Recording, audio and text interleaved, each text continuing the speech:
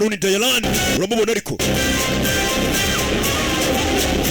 uri kutubwira ngo witwa Faruni Dayalan niwo biri inyuma bicaye hano mu nama. Company yoda அடுத்த target iyi company handi handi ishaka kwigarurira India reka turebe niye handi no company ishaka kwigarurira bo baraza bakica abaturage banze kwatanga ubutaka bakabucukura mine panna stones and diamonds aveda mu Buhinde twacukuye amadiyama ahantu henshi agenda hatandukanye in the black opal ariko ari buye bita ngo ni black opal ridasanzwe market la idikana demand iri nibuye ku isoko mpuzamahanga bari kudusaba iri buye risangwa yitwa Kikalandu munsi y'ubutaka ucukuye fiti z'ubujyakuzimu 1500 பெரிய black opal karpara basanze munsi y'umusozi muri fiti 1500 hasi 150 feet into ariho hantu dushobora kuba twakura market iryo buye more than 7 iryo buye ahantu riri twacukuye twakura amabuye afite agaciro ka miliyari 70 kirakadu hano hari uri kubakora iperereza avuga ati aho hantu bashaka gucukura amabuye y'agaciro hatuye imiryango 800 y'abaturage n'ubwoko bw'abaturage bwibera aho hantu bahamaze ibisekuru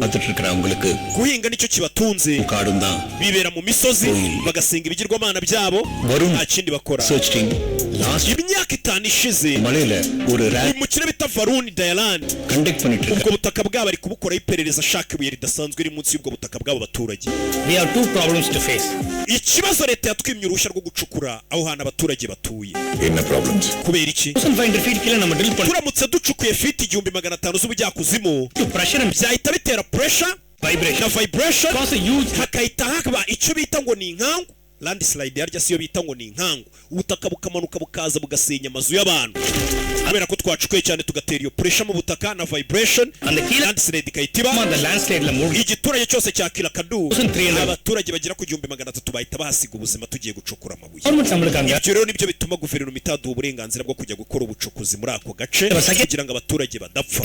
Ikindi kibazo cya kabiri dufite ni umugabo wigize ngo umuhanga cyane ngo wo kurengera ibidukikije. Abantu buri aba barihaye gahunda ivuga ngo twebwe turwanira uburenganzira bw'ibidukikije nta kuza musagarira ibidukikije.